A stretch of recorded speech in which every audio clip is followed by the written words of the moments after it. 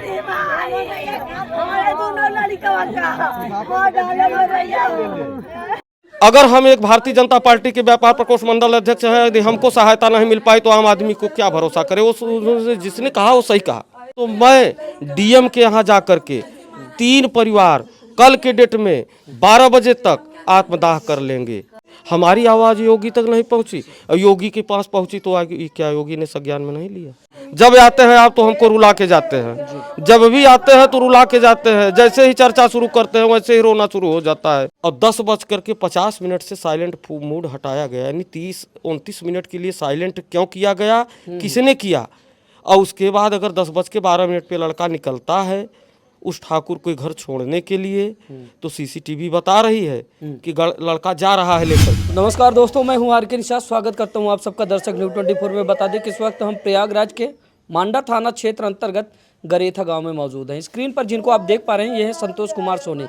Santosh Kumar Soni Bharatiya Janata party व्यापार प्रकोष्ठ के मंडल अध्यक्ष हैं। दोस्तों बताते चले कि साल 2018 की बात है, जब इनका सबसे छोटा लड़का सौरभ सोनी अपनी दुकान से वापस घर के लिए आ ही रहा था कि दिन दहाड़े गोली मारकर उसकी हत्या कर दी जाती है। अभी घटना के 5 साल भी नहीं बीते थे कि इनका जो सबसे बड़ा लड़का होता है पत्रकार संदीप सोनी, उसकी भी संदिग्ध परिस्थितियों में घर से लगभग 5 किलोमीटर की दूरी पर लाश मिलती है। और दोस्तों बता दें कि घटना के आज लगभग 4 से 5 दिन हो रहे हैं। पूरा परिवार रो बिलख रहा है और लगातार न्याय की गुहार लगा रहा है। और जैसा कि पहली खबर में मैंने आप लोगों को बताया था कि परिवार का कहना ये था कि सीधा उत्तर प्रदेश के मुख्यमंत्री योगी आदित्यनाथ और प्रधानमंत्री नरेंद्र मोदी मामले को संज्ञान में ले। मांडा थाना प्रशासन पर हमें भरोसा नहीं है। उस पर इनकी प्रतिक्रिया भी हमने जानी थी, इन्होंने क्यों ऐसा कहा था वो भी हमने जाना था। फिलहाल आज चौथे दिन हम फिर से इनके घर पर मौजूद हैं और इनसे जानने और समझने का प्रयास करते हैं कि दरअसल अभी इनको किसी भी तरह कोई सांत्वना मिली या फिर इस मामले को लेकर क्या कुछ कार्रवाई हुई और कार्रवाई में आरोपी कौन है या फिर क्या खुलासा हुआ। बहुत सारी बातें हैं जिन पर हम बातचीत करने का प्रयास करते हैं। और उस पीड़िता को हमने आपको दिखाया था, मृतक की पत्नी को, जिसकी मानसिक स्थिति पूरी तरह से खराब हो चुकी है, मनोदशा पूरी तरह से ठीक नहीं है। तो आइए बातचीत करते हैं। चाचा रोना बंद कीजिए। ढाढ़स के अलावा हम आपको और कुछ दे नहीं सकते, कम से कम आप थोड़ा सा कुछ क्यों न कह पाए। कोई मतलब नहीं, हम अकेले रहना बा, क्यों हमारे संगे न रहे, न क्यों हमारा साथ दे सके। ये कह रहे थे घटना के आज 4 से 5 दिन हुए, क्या कुछ कार्रवाई हुई इसमें, कितना मामला आगे बढ़ा? हम आता ही कुछ नहीं भाई, हम जे के नामजद की हाँ जे हम जे करे है, जे हमारे लड़किया के फोन करके बुलाएस, जे पूरे दिन लड़किया के हमारे घुमाएस, हम तो वही भरे के जानब ना। लड़के की हमारी हत्या हो गई तो अकेले तो उसने किया नहीं होगा। ये तो प्रशासन के साथ साथ सबको समझ जाना चाहिए कि अकेले एक आदमी का हत्या नहीं कर सकता। निश्चित है उसके पीछे 2-4 रहे होंगे, तो वो 2-4 कहाँ हैं।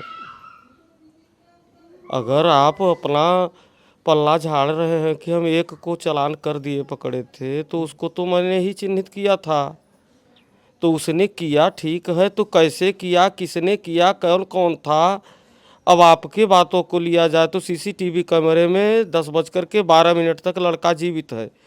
10:12 पे लड़का चला रहा है गाड़ी, ये पेट्रोल टंकी की फुटेज में बता रहा है। और 10:18 पर लड़का ख़त्म हो जाता है। ये 6 मिनट के दौरान क्या हुआ, ऐसा क्या हुआ, 6 मिनट में क्या हुआ, इसका जवाब कोई हमको दे सकता है? जहाँ हत्या वह जगह समय पर रहे न। जिस समय हत्या हुई, जिस समय का हत्या का समय दिखाया जा रहा है, उस समय मैं प्लेस पे मौजूद था। मैं 100 नंबर गाड़ी लेके गया था, मैं इसी भेष में गया था घर से भाग करके। हमको शक था कि उसके घर अगर गया है तो उसका घर उधर ही है। ढाबा तक हमको जानकारी थी।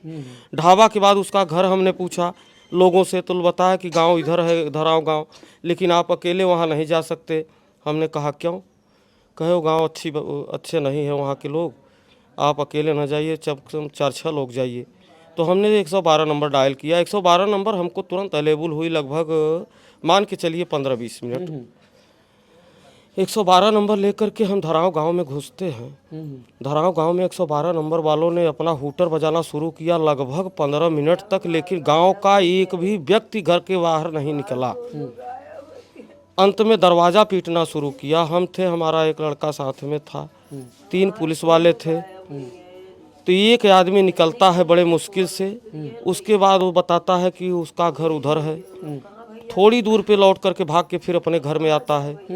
हम लोग हताश होकर के अंदाजा बस, कयास बस उसके घर की तरफ जाते हैं कि हो सकता है यही घर हो। पुलिस वाले जो थे 100 नंबर वाले में एक दरोगा थे, भाई उसको तो हम जानते नहीं, वो दरोगा कौन थे उनको हम नहीं जानते।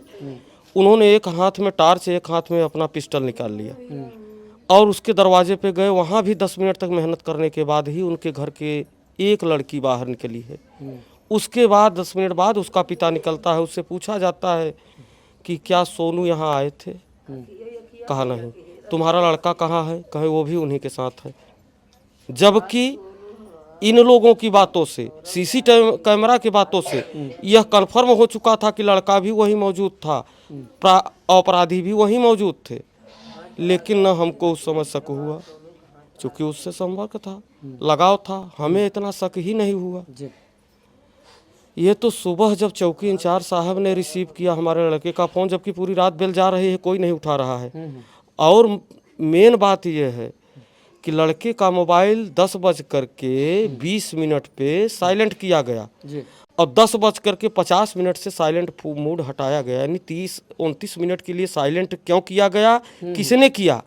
और उसके बाद अगर 10:12 पे लड़का निकलता है उस ठाकुर के घर छोड़ने के लिए, तो सीसीटीवी बता रही है कि लड़का जा रहा है लेकर के।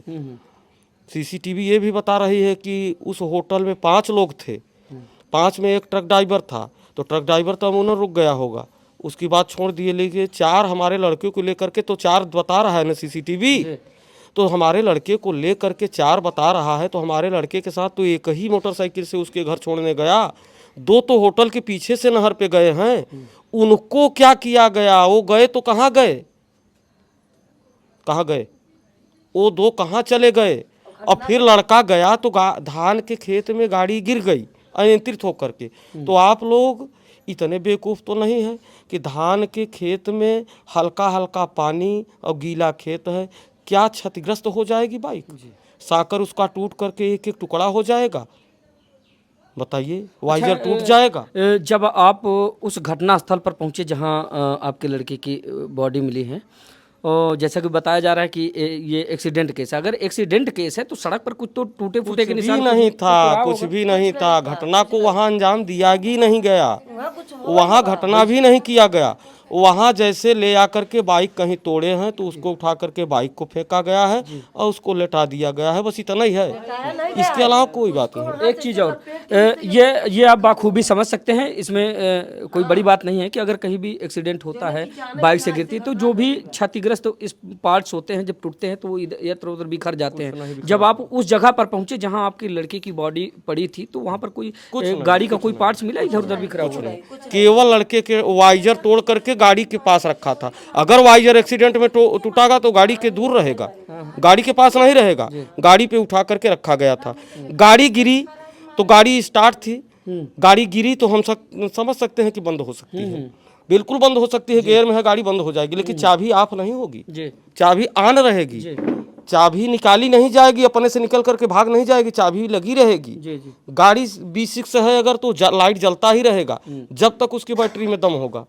लेकिन वहाँ न गाड़ी की चाबी थी, गाड़ी लॉक भी चाबी निकाली गई थी, गाड़ी ऑफ की गई थी, वाइजर उस पर रखा गया था, डिग्गी टूटी हुई थी, लड़के के डिग्गी में जो सामान था वो गायब था, लड़के के गले में जो सोने की चैन थी वो गायब थी, लड़के के हाथ में जो सोने की अंगूठी 7 ग्राम की थी वो गायब थी, लड़के ने जो रुद्राक्ष का माला पहना था जिसमें सोने की टोप से जड़ी हुई थी वो गायब थी। तो बताइए कि हम घटना कैसे मान लें उसको? घटना वहाँ नहीं की गई, घटना कहीं अन्यत्र की गई, इसलिए कि उस समय मैं मौजूद था वहाँ पर 100 नंबर लेकर के। उस समय जो समय बताया जा रहा है उस समय तो मैं उसी प्लेस पे था, उस समय तो कुछ नहीं दिखाई दिया।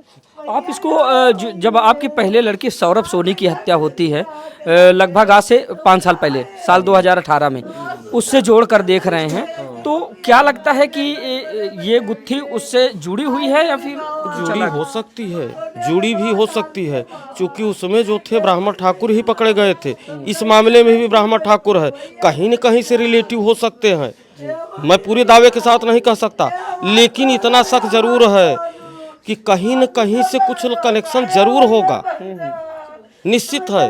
और यदि नहीं भी होगा, हम 1 मिनट के लिए मानते हैं नहीं है कनेक्शन, उसका इससे बिल्कुल संबंध नहीं है, तो क्या अकेले हंसराज ठाकुर मार देगा मेरे लड़के को? ऐसा तो संभव नहीं है। हंसराज की फोटो देख लीजिए, हमारे लड़के की फोटो देख लीजिए, और किसी के सामने रखिए कि क्या हंसराज इस पे हाथ उठा सकता है अकेले? नहीं तो किसी को आप इसी में से एक आदमी को खड़े कर दीजिए जिसको आप समझिए वो इस स्थिति में हम हैं कि हम 4-5 दिन से भोजन नहीं किए हैं। अगर हमारी हाथ को घुमा करके ऐंठ देगा आज भी, तो हम मान लेंगे कि हाँ अकेले हत्या उसने कर दिया होगा। इस बात को लेकर के हम बहुत डिस्टर्ब हैं कि केवल अपना अपना केवल खाना पूर्ति कर रहे हैं, आप भी कर रहे हैं, कहीं न कहीं विभाग भी कर रही है, शासन प्रशासन भी कर रहा है, केवल खाना पूर्ति की जा रही है। इस पे कोई ठोस कदम नहीं उठाया गया और न उठाया जाएगा। जैसे कि जो पहली खबर हमने आपकी चलाई, जब पिछली बार आपने इंटरव्यू दिया तो उसमें बहुत सारे लोगों ने कमेंट किए। उत्तर प्रदेश में एक जंग छिड़ी हुई है, यादव बनाम ठाकुर, लोग बाग इस मुद्दे को उठा, तो कहीं ना कहीं इस वीडियो में आपकी भी खबर में लोगों ने ऐसे ऐसे कमेंट किए। वो जनता के कमेंट है, पब्लिक के कमेंट है, उन्हें बताना चाहूँगा। लोगों ने कहा कि आरोपी अगर ठाकुर होगा तो उसका इनकाउंटर होना या फिर उसके ऊपर कार्रवाई होना। खैर ऐसा उम्मीद तो कम है, योगी के अंदर ये चीज़ है नहीं भाई। हम ऐसा नहीं कहते कि हम भाजपा के कार्यकर्ता हैं, हम इसलिए बोल रहे हैं, ऐसा नहीं है। योगी के संज्ञान में जाएगा तो चाहे ठाकुर हो, चाहे ब्राह्मण हो, चाहे बनिया हो, चाहे सोनार हो, चाहे जो हुई, लेकिन हम ये जानते हैं कि जितने स्वर्णकार समाज के लोग हैं उनके ऊपर प्रशासन की कोई नज़र ध्यान नहीं है। जबकि हमारा लड़का 8 लाख रुपए का RTR GST देता था, GST से हमारा सब बिल है, हमारे यहाँ सब टोटल हॉलमार्क का काम करता था लड़का। एक भी परसेंटेज उसमें इधर उधर नहीं है। उस परसेंटेज में कहीं न कहीं सरकार को हिस्सा मिलता होगा, उस GST का हिस्सा सरकार के खाते में जाता है। अभी अभी मैं अपने हाथों से 3000 रुपये GST जमा करके 1 हफ्ते पहले मैं आया हूँ, तो मैंने GST जमा किया है तो निश्चित है सरकार के खाते में तो जाएगी। मैं नंबर 1 का काम कर रहा हूँ तो सरकार के ही माध्यम से कर रहा हूँ। तो सरकार हमारे लिए क्या किया, हमारी सुरक्षा में क्या किया? कुछ किया? अच्छा, इस पर भी कमेंट आए, लोगों ने कहा कि जब भारतीय जनता पार्टी का एक कार्यकर्ता पदाधिकारी जब उसको न्याय नहीं मिल रहा है तो आम जनता को कैसे न्याय मिलेगा? यूपी में जंगल राज। ये जो पब्लिक ने कहा ये 100% सत्य कहा है, इसमें कोई नो डाउट। अगर हम एक भारतीय जनता पार्टी के व्यापार प्रकोष्ठ मंडल अध्यक्ष हैं, यदि हमको सहायता नहीं मिल पाई तो आम आदमी को क्या भरोसा करे? वो जिसने कहा वो सही कहा, गलत नहीं कहा है। फिर उसमें लोगों ने कहा कि आपके लिए कहा कि ये वही लोग हैं जब बाबा का बुलडोजर चलता था ये लोग खुश होते थे क्योंकि बीजेपी के कार्यकर्ता हैं, और जब बाबा कहीं बुलडोजर की कार्रवाई करते थे या गुंडों माफियाओं को का इनकाउंटर करते थे ये लोग खुश होते थे। आज इन पर जब पड़ी तो जो है खुद बाबा इनसे दूरी बना ली। बिल्कुल दूरी बना लिए, बिल्कुल दूरी बना लिए। हम कैसे माने कि बाबा क्या किए? जब हमारे साथ न्याय मिला तो हम दूसरे को क्या माने? नहीं न्याय मिल रहा है, कोई उम्मीद ही नहीं दिख रही है। आप लोग आते हैं, आप लोगों का हम सम्मान कर लेते हैं चूँकि दरवाजे आए हैं, लेकिन आने में हमको बुरा लगता है कि आप लोगों के द्वारा भी हमारी कोई मदद नहीं होगी। बेवजह आप अपना समय जाया कर रहे हैं, हमें भी डिस्टर्ब कर रहे हैं। जब आते हैं आप तो हमको रुला के जाते हैं, जब भी आते हैं तो रुला के जाते हैं। जैसे ही चर्चा शुरू करते हैं वैसे ही रोना शुरू हो जाता है। 10 मिनट के लिए भी हम गैप नहीं पाते, लेकिन इसके बावजूद इसके हमारी आवाज़ योगी तक नहीं पहुंची। और योगी के पास पहुंची तो आगे क्या योगी ने संज्ञान में नहीं लिया? चाहते क्या हैं आप? हम चाहते क्या हैं? अब हमारी अगर असलियत सुनिए तो मैं DM के यहाँ जा कर के 3 परिवार कल के डेट में 12 बजे तक आत्मदाह कर लेंगे। ये सत्य पर 100% हम ये करेंगे कल के डेट में। और इसमें शासन प्रशासन कोई हमें रोक के दिखाए तो हम मान लें कि योगी की सब पुलिस सक्रिय है। इतना बड़ा कदम क्यों उठाने की जरूरत पड़ी? इसलिए उठाने की कदम जरूरत है कि हमारे ऊपर इतने लांछन लग रहे हैं, हम इतने पापी हैं कि हमारे रहते हुए हमारे 2 लड़कों का मर्डर हो गया, हम कुछ नहीं कर सके। आज भी हम कुछ नहीं कर सकते। क्यों नहीं कर सकते? अगर हम एक्शन लेते हैं तो हमारे बच्चे के छोटे छोटे नाती हैं, उनको कौन खिलाएगा, क्या करेगा? हम अगर किसी को कुछ करते हैं तो हम तो जेल चले जाएंगे। तो इसीलिए हम अपने आप को ही समाप्त कर लें, दूसरे की कुछ न हो। न्याय यही है, न्याय हमको यही बताता पिछले है। बयान में माता जी ने कहा कि अब ज्यादा हम डरे सहमे हैं, क्योंकि 2 लड़के हमने खो दिए, हमारे 3 लड़के थे, एक लड़का बचा है, उसका भी कोई भरोसा नहीं। एक लड़का बचा है। अगर उसी समय हमने सरकार से गुहार लगाई थी कि हमें सुरक्षा दे दिया जाए, हमारे दोनों बच्चों को सुरक्षा दे दिया जाए, लाइसेंस दे दिया जाए, लेकिन हमारा किसी ने नहीं सुना। किसी तरह से माननीय नितिन तिवारी जी, हम उनके आभारी हैं, उन्होंने अपने पैसे से अपने दम पर डीएम सुभाष एलवाई से कह करके किसी ढंग से एक रिवाल्वर के लाइसेंस हमको दिया। बाकी 2 बच्चों का फाइल हमारे सामने फेंक दिया गया, नहीं दिया गया। अगर कहीं दिया गया रहा होता तो आज ये अपराधी सहमते जरूर एक बार और ये घटना न होती, लेकिन नहीं दिया गया। खबर इतनी प्रमुखता से चली, यहाँ तक कि मैं समझता हूँ कि प्रयागराज का कोई ऐसा शख्स होगा जिसने इस खबर को ना देखी हो। तो अभी तक इसको देखने और सुनने के बाद क्या आपके पार्टी के कोई भी कार्यकर्ता, पदाधिकारी या फिर कोई भी नेता, मंत्री, विधायक सिंपैथी लेकर आया? कोई नहीं आया, बस मोबाइल देखे होंगे, ऊपर सर्च कर दिए होंगे, आगे बढ़ाते चले जाएंगे, काम खत्म, उसके बाद चाय पिए उठ के चले गए। हमारे यहाँ कोई नहीं। तो जब आप भारतीय जनता पार्टी के व्यापार प्रकोष्ठ के मंडल अध्यक्ष हैं, जब आप न्याय की जो है आस हार चुके हैं, तो फिर आम जनता क्या उम्मीद है? क्या किया जाए, क्या किया जाए? भाई राम को बन जाना था तो निश्चित था राम बन जाएंगे। अब अयोध्या वासी उसके बाद घास छीलेंगे कि मेवा खाएंगे, उनसे क्या मतलब है? उनको तो बन जाना है ना, तो हमको तो वही करना है। अब हमारे पीछे कौन क्या करेगा, हम क्या करें? अगर हमको न्याय मिल ही जाती तो हम अपेक्षा करते कि अन्य लोग हमारे पीछे जो है उनको भी न्याय मिलेगा। तो हम क्या उम्मीद करें, क्या उम्मीद करें? बताइए आप, क्या उम्मीद है? हम इस सरकार से क्या उम्मीद करें, प्रशासन से क्या उम्मीद करें? हम तो यही मानेंगे ना कि हर जगह खाना पूर्ति की जा रही है। भाई कोई ठोस चीज़ हो, कोई ठोस कदम दिखाई दे तो हमारे भी समझ में आए। हाँ, 2018 में ये 2 अधिकारी जो हमारे साथ लगे थे उन्होंने कुछ किया था, लेकिन अधिकारियों ने, जो पुलिस प्रशासन थी हमारे साथ, वो सक्रिय थी। लेकिन आज के पुलिस प्रशासन में वो सक्रियता नहीं है। जितने स्टाफ 2012 में पहले रहते थे जिस ढंग से थानों पे, चौकी पे, आज वो स्टाफ केवल अपनी ड्यूटी निभा रहे हैं, बाकी वो कुछ नहीं कर रहे। जो पब्लिक आपको देख रही है उनसे क्या गुजारिश करना चाहें, क्योंकि जनता ही आपको न्याय दिला सकती है, इसके अलावा कोई भी पब्लिक देख रही है, हमारे ऊपर दुख पड़ा है, पब्लिक देख रही है, कल अपने काम में लग जाएगी। अपने क्या, उनको क्या गरज है? आज तो देख रही है भाई, समय निकाल करके देख रही है। अब आप ही आए हो तो सोच रहे होंगे कई लोग कि यार ये लोग हटे तो किसी ढंग से हम चले, बड़ी देर के फंसे बैठे हैं। काहे को आएंगे? क्या कर देंगे, क्या करेंगे? पब्लिक ने अपना रिएक्शन दिया, पब्लिक ने कहा कि भाई इस परिवार के साथ न्याय होना चाहिए, वो कोई भी हो। पब्लिक ने जोरदार समर्थन दिया है आपके प्रति। हाँ, जब समर्थन दिया है तो उनकी बात कहाँ सुनी जा रही है? कोई सुना? जो अपराधी है, यहाँ तक कि गैंगस्टर उनके ऊपर लगा तो कोई कार्रवाई हुई? कोई हमें बता सकता है शासन प्रशासन की गैंगस्टर का काम क्या मतलब होता है? तो गैंगस्टर हुआ तो उसके घर के बुलडोजर चलना चाहिए, लेकिन उसकी 81-82 भी नहीं हुई आज तक। वो सब खुले घूम रहे हैं, तो हम न्याय क्या माने यार? इसीलिए हमने आपसे कहा कि भाई साहब परेशान न होइए, आप भी परेशान न होइए, ना हमें परेशान करिए, कुछ भी नहीं होने वाला है। हम जो करेंगे व्यक्तिगत वो होगा, वो कोई रोक भी नहीं सकता। अगर हमें मरना है तो कोई रोक नहीं सकता।